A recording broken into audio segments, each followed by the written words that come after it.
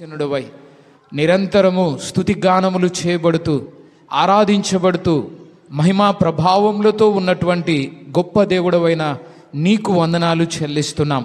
అలాంటి మహిమనంతా విడిచి దేవా, లోకంలో నశించిపోతున్న సర్వ మానవాళిని రక్షించటం కొరకు, పాపము నుండి విమోచించటం కొరకు, పాప పరిహారార్థ బలి గావించడం కొరకు ప్రభువా, మనుషులను నీలా పరిశుద్ధులుగా, నీతిమంతులుగా, పరిపూర్ణులుగా, సంపూర్ణులుగా మార్చి పరలోకం తీసుకుపోవటం కొరకై దేవా, ఈ లోకానికి రక్తమాంసములు ధరించుకొని శరీరధారిగా, దైవ నరుడిగా, మనుష్య కుమారుడిగా మీరు ఈ లోకానికి వచ్చినందుకు నీకు స్తోత్రాలు.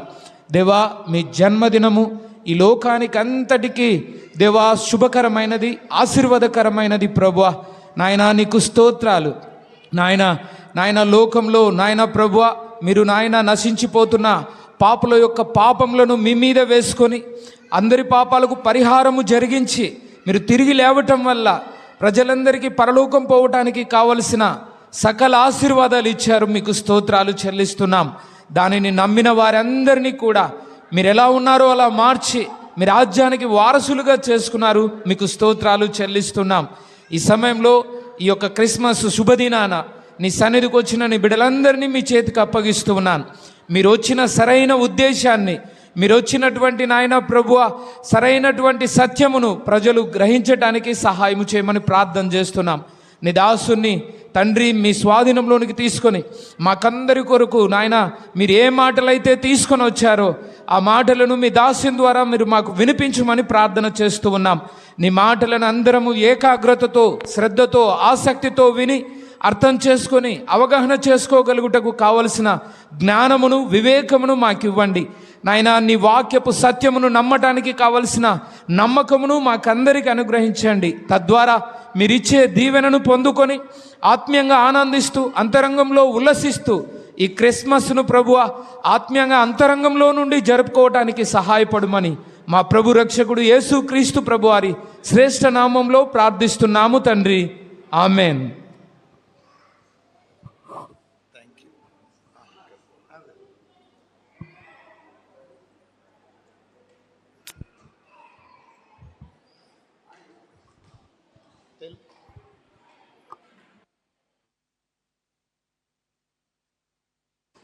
ఎవరైనా తెలుగులో చదివి కూడా వాక్యం మైక్లో సహాయం చేస్తే మంచిదే. ఉన్నది అక్కడ మైక్ ఉందా?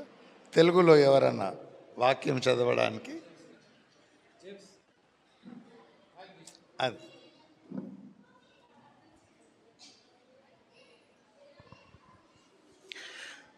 చాలా సంతోషం అండి. మరొకసారి మీ మధ్యలో క్రిస్మస్ సందర్భంన దేవుని వాక్యమును అందించడానికి, మీతో కలిపి క్రిస్మస్ జరుపుకోవడానికి దేవుడిచ్చిన ఈ తరుణాన్ని బట్టి దేవునికి వందనాలు.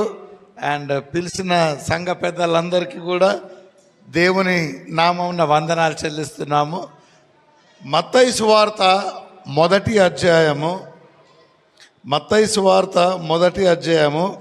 20-21 వచనాలు చదువుతామండి బిగ్గరగా. మత్తయి మొదటి అధ్యాయం 20-21.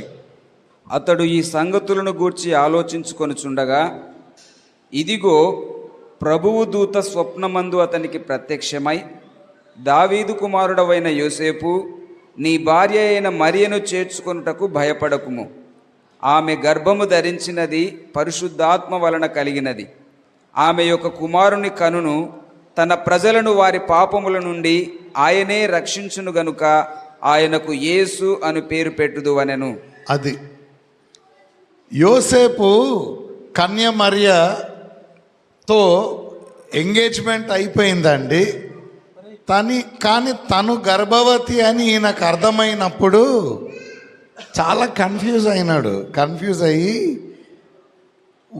వద్దులే ఈమెను నేను మౌనంగా విడనాడుతాను. నీతిమంతుడు, మంచివాడు యోసేపు.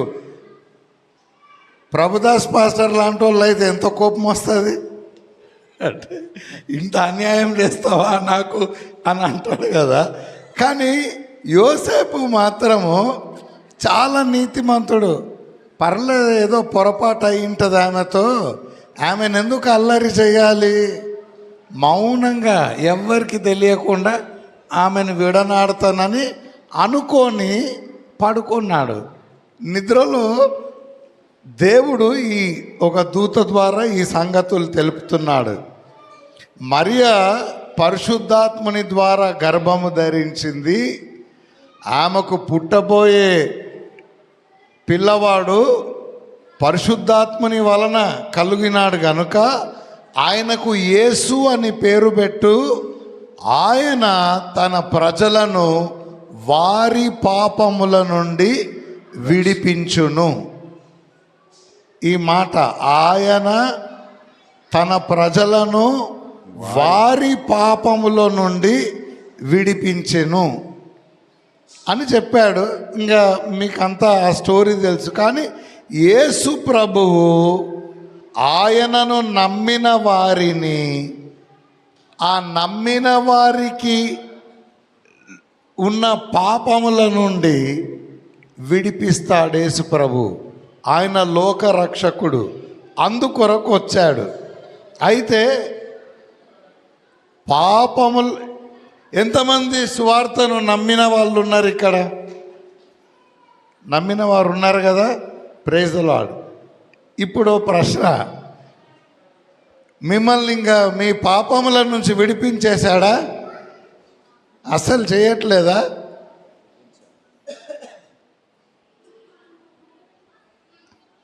పాపాలు చేయట్లేదా? అది ఇక్కడ వస్తుంది ప్రాబ్లం. మనల్ని మన పాపముల నుంచి విడిపించినాడు అని అన్నారు, అంతవరకు కరెక్టే. కానీ అసలు చేయట్లేదా అని అంటే కన్ఫ్యూజ్ అవుతారు. పాపము వేరు, పాపపు క్రియలు వేరు. ఇది ప్రతి ఒక్కరికి, రక్షణ ఉన్నవారికి అర్థం కావాలా, రక్షణ లేని వారికి కూడా అర్థం అవ్వాలి. అందుకొరకు పాపం అంటే ఏంటిది, పాపపు క్రియలు అంటే ఏమిటి? పాపం అంటే అది క్రియ కాదు. ఇప్పుడు మనం ఏమంటాము? దొంగతనము, అబద్ధము, వ్యభిచారము, ఇది పాపము అంటామా అనమా? అంటాము. కానీ అట్లా కాదు. పాపం అంటే అది ఒక నామవాచకము, క్రియ కాదు. పాపం అంటే ఒక శక్తి, ఒక నియమము. అందుకే ఇంక మనం వచనాలు చూడనక్కర్లే, కానీ త్వరగా చెప్తా. పాపం అంటే ఏంటిదో, పాపపు క్రియలు అంటే ఏమిటో, శరీరము అంటే ఏమిటో, శరీర క్రియలు అంటే ఏమిటో తెలవాలి మనకు. బైబిల్లో మనకున్న స్వభావం ఉందే, రక్షణ పొందకముందు, రక్షణ పొందని వారికి ఉన్న స్వభావము లేదా హృదయము, దీని పాపం అంటారు. అందుకే గలతీ 5వ అధ్యాయము 19-20 వచనములో దీనికి ఒక పేరు ఉంది. పాపము అంటారు, శరీరము అంటారు. శరీర క్రియలు ఏమనగా వ్యభిచారము, కాముకత్వము, అపవిత్రత, విగ్రహారాధన. చూసావా, శరీరం అంటే ఏంటిది? ఇది. శరీర క్రియలు అంటే ఏంటివి? ఇది ప్రోత్సహించే క్రియలు. అవి కాదు పాపము, ఇది పాపము. అర్థమవుతుందా? ఈ హృదయములో నుండి మార్కు సువార్త 7వ అధ్యాయం 21 వచనంలో, మళ్ళా చదవాల్సిన అవసరం లే. ఈ హృదయములో నుండి వ్యభిచారము, విగ్రహారాధన, నరహత్య, ఇందులో నుంచి వస్తాయి. కాబట్టి యేసుప్రభు శాస్త్రులు పరిసయ్యులతో వాళ్ళకు పాపం అంటే అర్థం కాలే. వాళ్ళు ఏమనుకుంటున్నారు? వ్యభిచారము ఇందులో నుండి వస్తుంటుంది, వాళ్ళు నేను వ్యభిచారము చెయ్యను అని బయట చేయట్లే.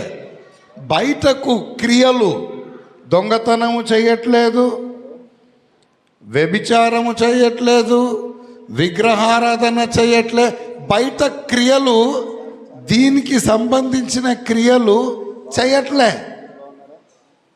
అందుకు వాళ్ళు ఏమనుకున్నారంటే మాకు పాపం లేదనుకుంటున్నారు.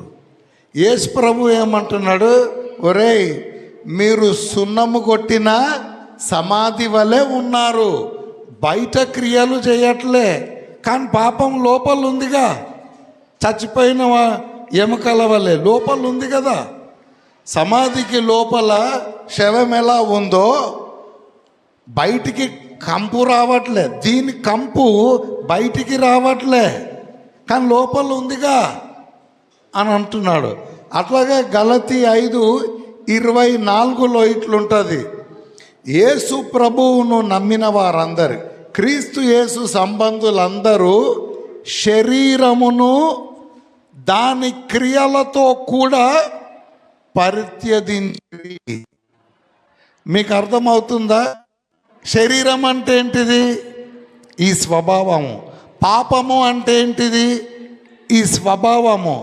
దీని క్రియలేమిటి?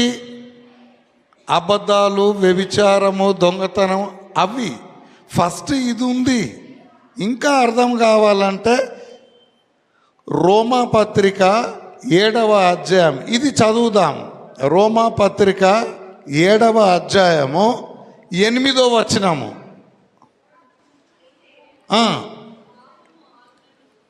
ఇదిగో అయితే దేవుడు ఒక ఆజ్ఞ ఇచ్చాడంట.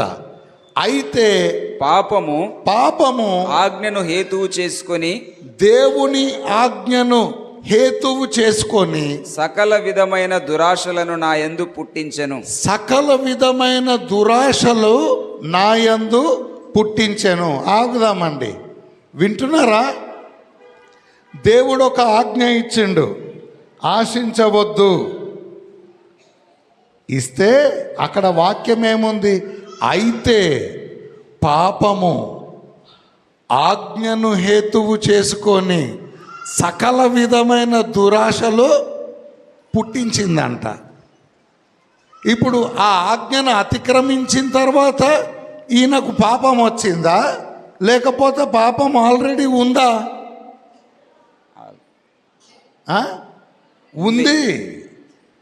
ఆజ్ఞ రాగానే పాపము ఆజ్ఞను హేతువు చేసుకొని సకల విధమైన దురాశలు పుట్టించి ఆ ఆజ్ఞల వలన పాపము అత్యధికంగా పాపముగా కనబడ్డది. పాపము ఉన్నది. ఆజ్ఞ రాగానే లోపలున్న పాపము బయటపడ్డది సకల విధమైన దురాశలచే. కాబట్టి ఒకవేళ ఇట్లా అంటున్నా, ఒకడు 10 పాపాలు చేశాడు, ఒకడు 2 పాపాలు చేస్తున్నాడు, ఇంకొకడు ఏమి పాపాలు చేయట్లేదు, పరిసయునిలాగా గిన్నె పళ్ళము బయట శుభ్రంగా ఉన్నది, ఒక్క పాపం కూడా క్రియ చేయట్లే. అయితే వాడిలో పాపం ఉందా లేదా? ఉన్నది. ఇది దీని నుండి మనల్ని తప్పించడానికి యేసు ప్రభువు వచ్చాడు. అయితే పాపపు క్రియలు చేసినా చెయ్యకపోయినా పాపపు స్వభావము మాత్రము ప్రతి ఒక్కరికి ఉన్నది. ఈ పాపపు స్వభావము ఎంతమందికైతే లోపల ఉంటుందో వాళ్ళు దేవుని ఇంట్లో ఉండలేరు, పరలోకానికి పోలేరు. దీని నుండి మనల్ని రక్షించడానికి యేసు ప్రభు వచ్చాడు. కానీ మన ఫోకస్ అందరూ ఎక్కువ క్రియల మీద పెడుతుంటాడు. ఆ క్రియలు, పాపపు క్రియలు తక్కువ చేస్తే ఇదేం లేకుండా పోతుందా? ఏమండి, పాపపు క్రియలు క్రమక్రమంగా తగ్గించుకుంటూ వచ్చారనుకో, ఇది ఉన్నవాడికి ఇది లేకుండా పోతుందా? పోదు. ఇది ఇలాగే ఉంటుంది. ఇది పోవాలంటే ఇది పోగొట్టడానికి యేసు ప్రభు వచ్చాడు. ఇప్పుడు ఇంకొక వచనము చూద్దాం, 2 వచనాలు చూద్దాము. ఇది పోవాలంటే ఒకే మార్గము. ఇప్పుడు రోమా 7లో కొన్ని వచనాలు చదివాము.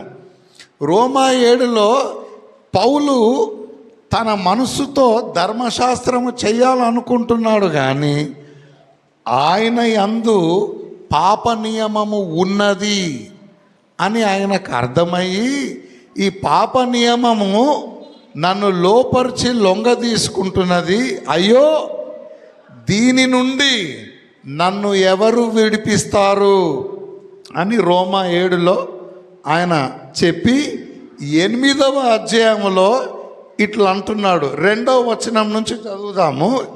రోమా 8:2. అంటే సమయాన్ని సద్వినియోగం చేయడానికి కొన్ని వచనాలు ఎగరగొట్టేస్తున్నా.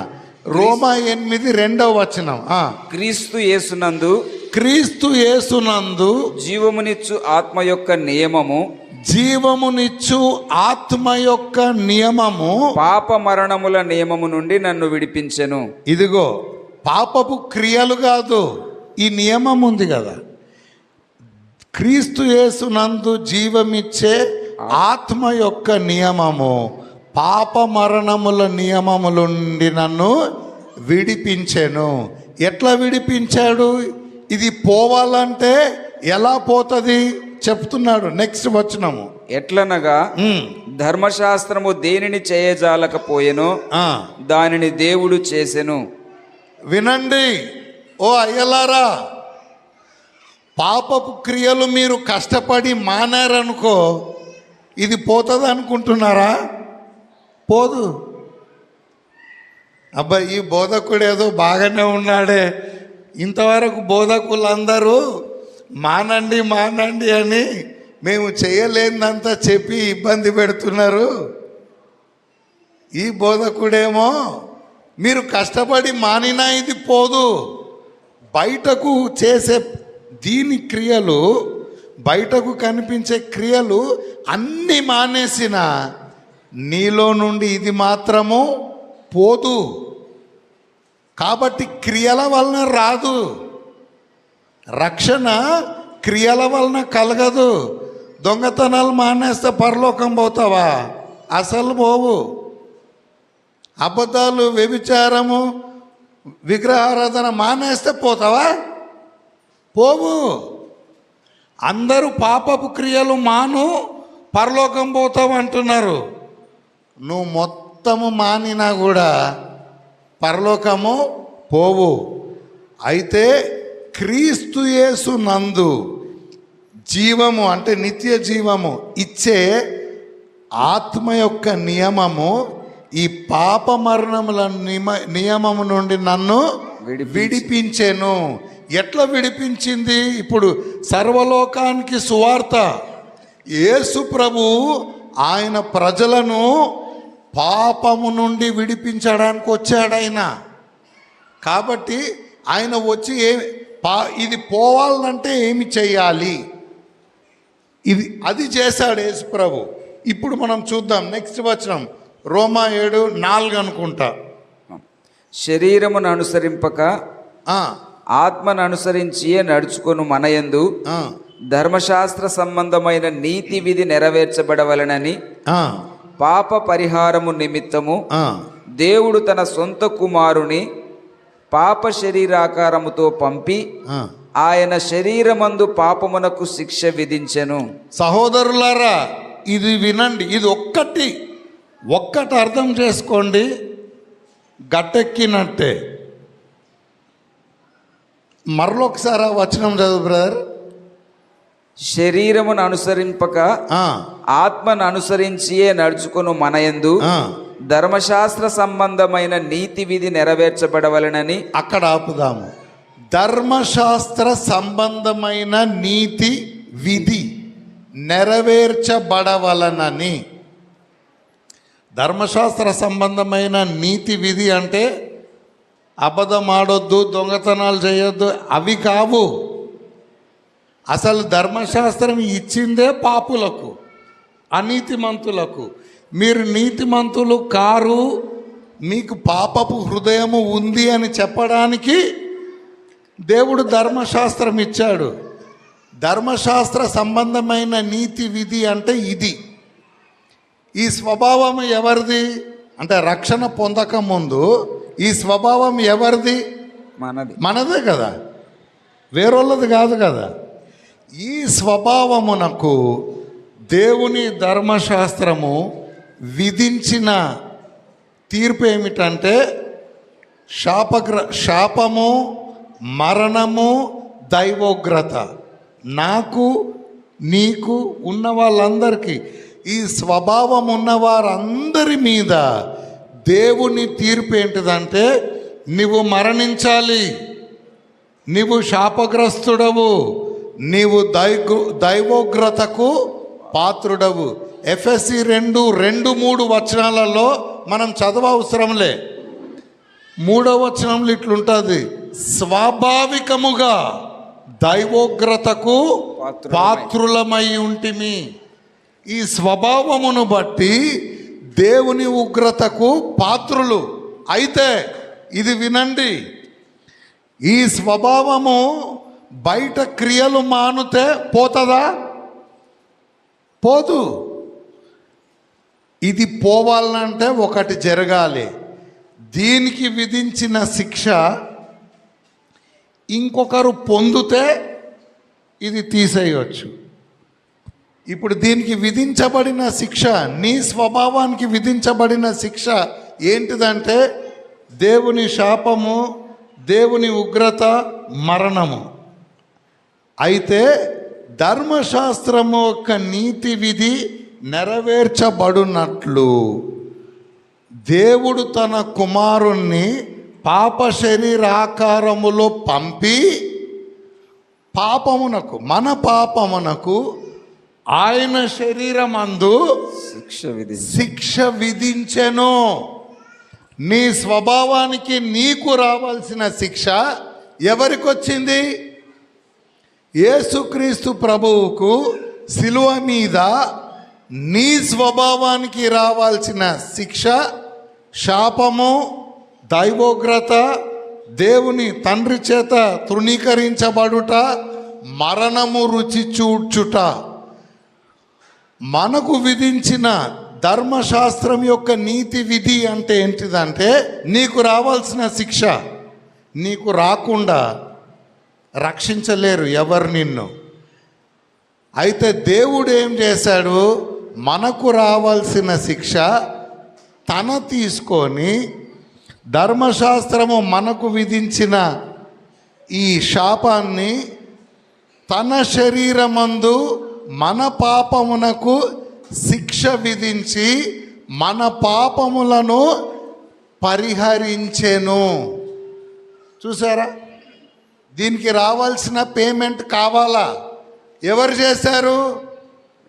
యేసు ప్రభు చేశాడు శిలువ పైన.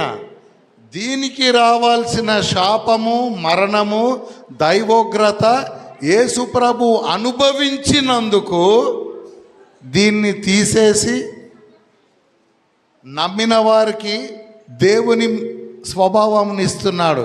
కానీ ఇది ఇవ్వాలంటే ఊరికేనే తీసేయడానికి ఇది వీలు కాదు. దేవునికి కూడా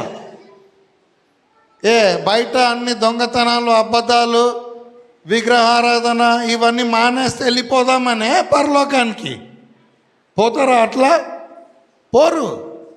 అవన్నీ మానేస్తే నీకు విధించిన శాపం పోతుందా? పోదు. దీనికి విధించిన శాపము అనుభవించాలి. ఎవరు? నువ్వన్నా, లేకపోతే నీ పక్షమున ఇంకొకరన్నా. నువ్వు అనుభవిస్తే ఎల్లప్పటికీ నరకానికే పోతావు. ఇక పరలోకం పోయే ఛాన్స్ లేదు. అది ఎన్నటికీ తీరక అట్లుండవలసిందే. కానీ దేవుడు మనిషిగా ఈ లోకానికి వచ్చి నీలో ఉన్న ఈ స్వభావానికి విధించబడిన శాపమును, మరణమును యేసు ప్రభు పొంది ఆయనను నమ్మిన ప్రతి వారి నుండి ఈ స్వభావము, పాప స్వభావము తీసివేసి దేవుని స్వభావములో మనకు పాలిభాగస్తులుగా చేసి మనకు క్రొత్త జన్మను ఇట్లా యేసు ప్రభు ఇస్తున్నాడు. ఇట్లా మనం రక్షణ పొందుతున్నాము. మనము కష్టపడితే వచ్చేది కాదు. నువ్వు పాపపు క్రియలు మానుతే ఇది పోయేది కూడా కాదు. అర్థమవుతుందా? ఇట్లా మనల్ని రక్షించాడు. ఇంకొకటి చూసి ముగిస్తాం, మనకు టైం అవుతుంది కదా. అయితే ఒక పాత నిబంధనల నుంచి ఇది నిర్గమకాండము 35, ద్వితీయోపదేశ కాండము 19, యెహోషువ గ్రంథములో కూడా ఉంటాయి ఆశ్రయపురములు అని. మన కీర్తనలు, రెండవ సమయాలు ఇవన్నీ చదివితే దేవుణ్ణి యెహోవా నా ఆశ్రయ దుర్గమా, నా దాగు చోటు అని ఎన్నో మాటలతో దేవుణ్ణి కీర్తిస్తూ ఉంటారు కదా భక్తులందరూ. అట్లా ఆశ్రయపురము అని ఉన్నాయి. దాని గురించి కొన్ని విషయాలు చూసి దీన్ని ఇప్పుడు మనం చెప్పుకున్న దానికి ఎట్లా అనుసంధానం చేస్తామో చేసి ముగిద్దాం. ఆశ్రయపురములని దేవుడు ఇశ్రాయేల్లో కట్టించాడు. 6 ఆశ్రయపురాలు ఉన్నాయి ఇశ్రాయేల్లో. ఎవరి కొరకు అని అంటే, ఎవరైనా పొరపాటున ఒక మనిషిని చంపేస్తే మరి వాడి ప్రాణం కూడా తీస్తారు కదా. వాడు ఈ ఆశ్రయపురానికి వెళ్ళి మరణాన్ని తప్పించుకోవచ్చు. అందుకు ఆశ్రయపురాలు కట్టారు. ఒక్కసారి కొన్ని చదువుదాము. ద్వితీయోపదేశ కాండం 19, 3, 4 వచనాలు చదువుదాం. చదువు. ప్రతి నరహంతకుడు పారిపోవునట్లుగా నీవు త్రోవను ఏర్పరచుకొని నీవు స్వాధీనపరచుకున్నట్లు నీ దేవుడైన యెహోవా నీకిచ్చుచున్న దేశం యొక్క సరిహద్దులలోగా ఉన్న పురములను 3 భాగములు చేయవలెను. పారిపోయి బ్రతుకగల నరహంతకుని గూర్చిన పద్ధతి ఏదనగా, ఇగో పారిపోయి బ్రతుకగల నరహంతకుని గూర్చిన పద్ధతి ఏదనగా, ఒకడు అంతకు ముందు తన పొరుగువాని యందు పగ పట్టక పొరబాటున వాని చంపిన ఎడల, అనగా ఒకడు చెట్లు నరుకుటకు తన పొరుగు వానితో కూడా అడవికి పోయి చెట్లు నరుకుటకు తన చేతితో గొడ్డలి దెబ్బ వేసినప్పుడు గొడ్డలి పిడి ఊడి వాని పొరుగు వానికి తగిలి వాడు చనిపోయిన ఎడల, వాడు అంతకు ముందు తన పొరుగు వాని యందు పగపట్టలేదు గనుక వానికి మరణదండన విధి లేదు. అయితే హత్య విషయములో ప్రతిహత్య చేయువాని మనస్సు కోపముతో మండుచుండగా మార్గము దూరమైనందున వాడు నరహంతకుని తరిమి వాని కలుసుకొని వాని చావగొట్టక ఉండునట్లు ఆ నరహంతకుడు పారిపోయి ఆ పురములలో ఒకదాని యందు చొచ్చి బ్రతుకును. ఇక్కడ చూడండి, నా భాషలో చెప్తాను. ఆశ్రయపురం కట్టండి, చాలా దూరం కట్టొద్దు, దగ్గరికే కట్టండి. మళ్ళా రోడ్డు కూడా మంచిగా వేయాలి. ఎందుకు అనంటే, ఎవరైనా పొరపాటున అంటే ఇప్పుడు కట్టెలు కొట్టడానికి వెళ్తారు కదా, కట్టెలు కొడుతున్నాడు గొడ్డలతో, అది గొడ్డలు దాని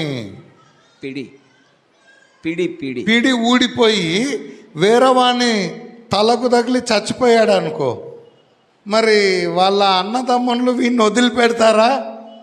వదిలిపెట్టరు. వీడిని కూడా చంపడానికి వస్తారు కదా.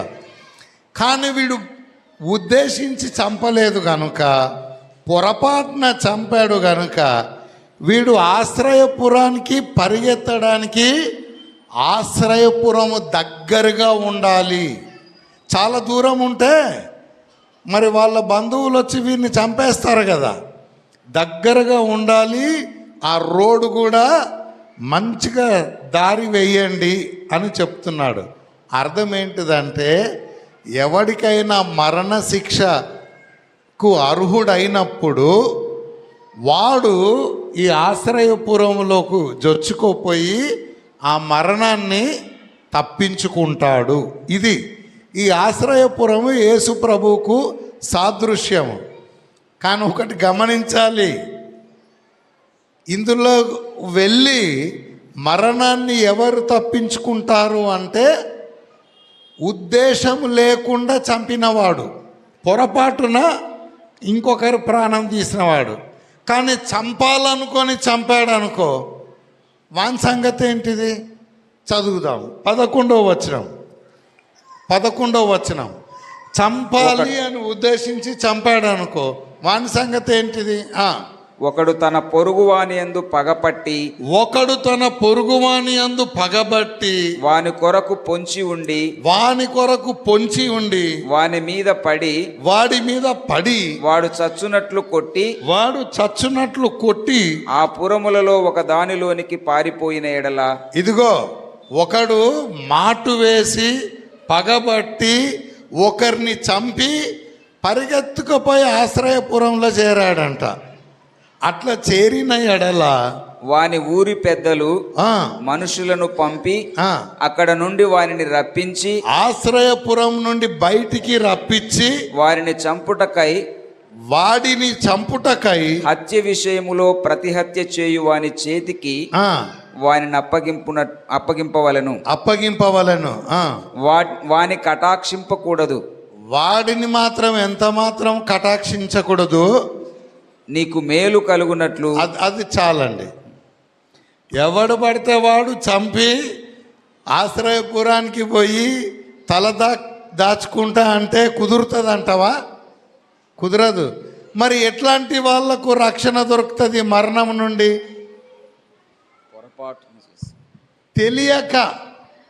తెలియక ఎవడినన్నా చంపితే వీడి ప్రాణము తప్పించుకోవడానికి ఆశ్రయపురము. తెలిసి చంపితే వాడు ఆశ్రయపురంలో దూరినా గల్లా బట్టి బయటికి తీసుకొచ్చి చంపుతారు వాడిని. అస్సలు వాడిని కనికరించొద్దని దేవుని వాక్యం చెప్తుంది.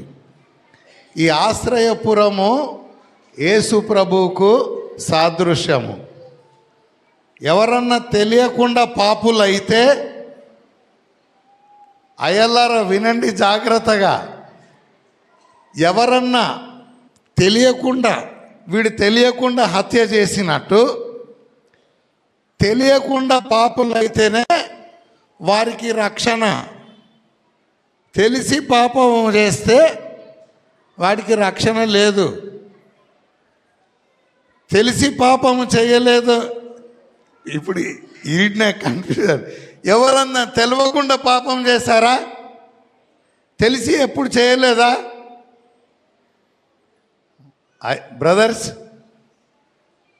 తెలిసి పాపం చేస్తే ఆశ్రయపురంలో దూరినా రక్షణ లేదు. ఇక్కడ ఎవరన్నా మేము తెలిసి ఎవరం ఎప్పుడు పాపం చేయలేదండి, చేసిందంతా తెలియకుండానే చేశామని ఎవరన్నా చెప్పగలరా అని అడుగుతున్నా. అందరు తెలిసే చేశారన్నమాట. మరి రక్షణ ఉందా లేదా? మరి ఈడనే పొరపడుతున్నారు. మీరంతా మనలో తెలియకనే పాపం చేశారు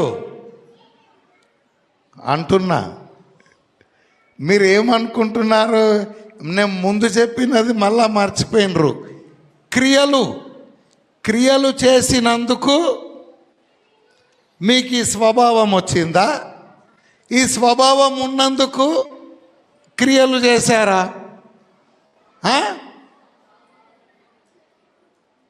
మరి మీరు తెలిసి ఈ స్వభావాన్ని కొని తెచ్చుకున్నారా?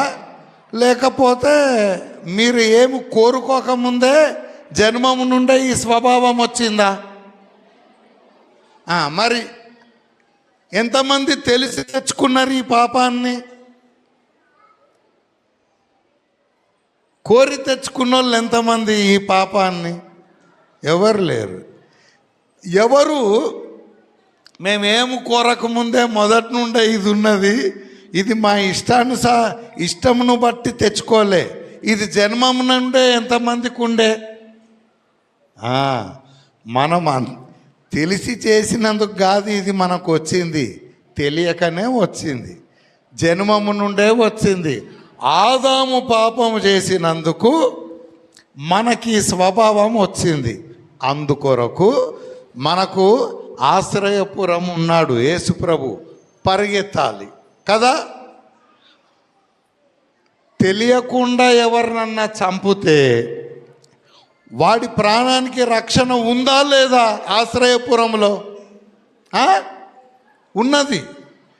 తెలియకుండానే, నువ్వు అనుకోకుండానే నీకు ఈ స్వభావం వచ్చింది కదా.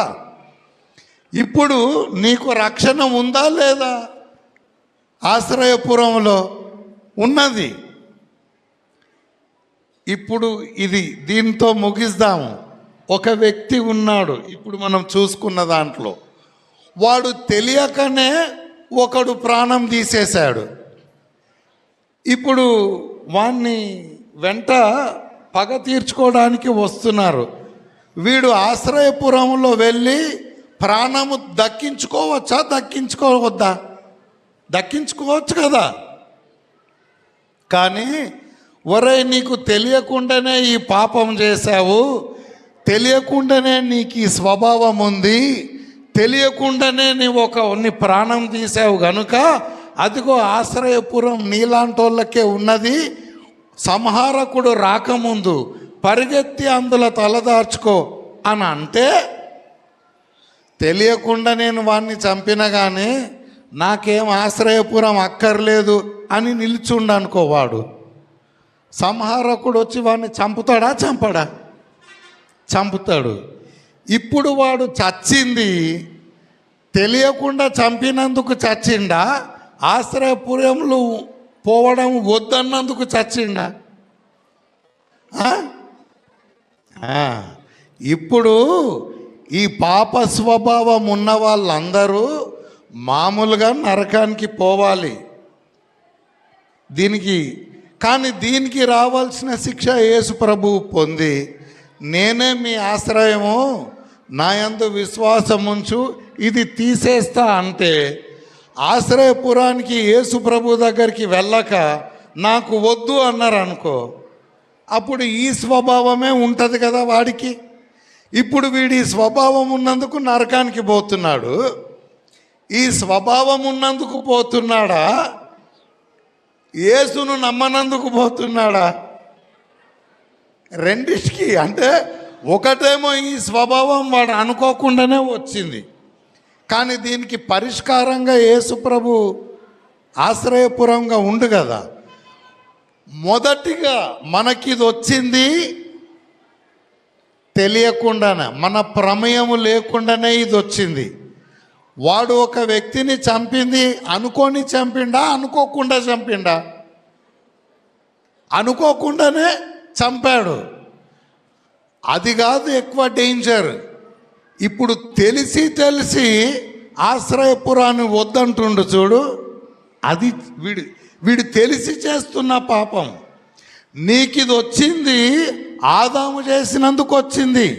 దీని గురించి ఎక్కువ బాధపడకు. ఇది నువ్వు సంపాదించుకుంది కాదు, ఇది ఆదాము ద్వారా వచ్చిన దరిద్రత. కానీ యేసు ప్రభువును నమ్మితే దేవుడు దీన్ని తీసేసి నీకు దైవ స్వభావం ఇచ్చి, పరలోకమందు ప్రతి ఆశీర్వాదం ఇచ్చి, భూలోకంలో కూడా ఆయన నీ ప్రతి అవసరత తీరుస్తా అంటే, బుద్ధిపూర్వకంగా నువ్వు ఆయనను వద్దంటున్నావు. ఇది బుద్ధిపూర్వకంగా సంపాదించుకోలే, జన్మం వలన వచ్చింది.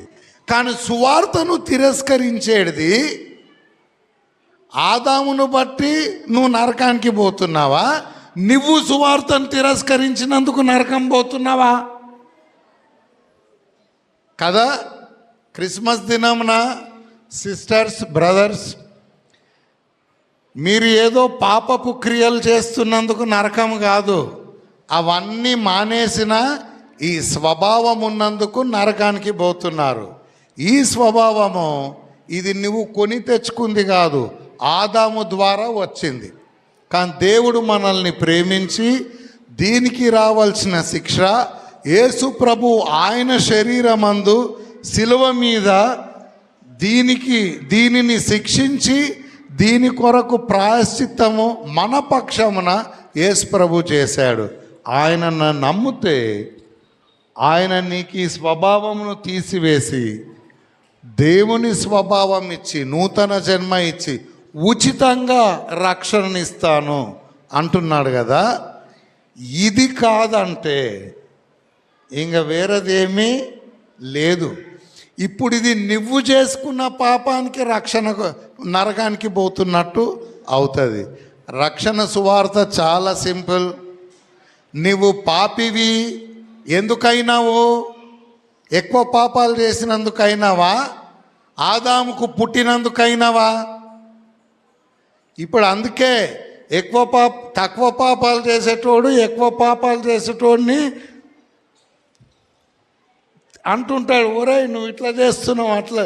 నువ్వు ఎక్కువ పాపాలు చేసినా తక్కువ పాపాలు చేసినా పాపం కూడా చేయకపోయినా ఈ స్వభావం ఉన్నది ప్రతి ఒక్కడికి.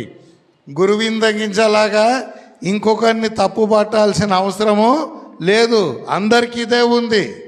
యేసును నమ్మితే దేవుడు దీన్ని తీసేసి దైవ స్వభావం మనకిచ్చి ఉచితముగా నీతిమంతులుగా పరిశుద్ధులుగా దేవుని ప్రియ బిడ్డలుగా చేసి ప్రతి ఆశీర్వాదమును క్రీస్తు యేసు ప్రభునందు మనకు అనుగ్రహిస్తున్నాడు. ఆ దీవెనలు పొందుకున్న వారికి వందనాలు, పొందుకొని వారు ఉచితంగా దేవుని రక్షణను స్వీకరించమని.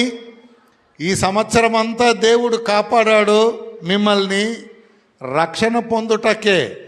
ఇన్ని సంవత్సరాలు బ్రతికి రక్షణ పొందకుండా చచ్చిపోతే అంతకంటే పెద్ద దౌర్భాగ్యము ఇంకొకటి ఉన్నది.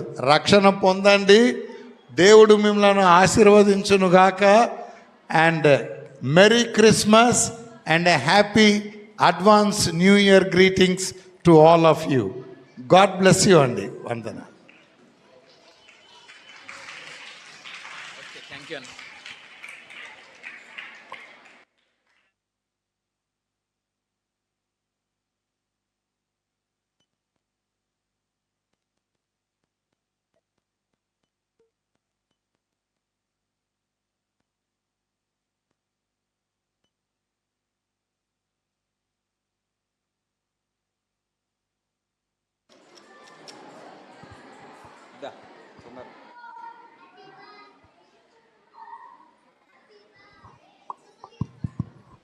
మమ్మను మిక్కిలిగా ప్రేమించిన మా ప్రియ పరలోకపు తండ్రి, మీ ఘనమైన నామానికి వందనాలు స్తోత్రాలు చెల్లిస్తున్నాం దేవా.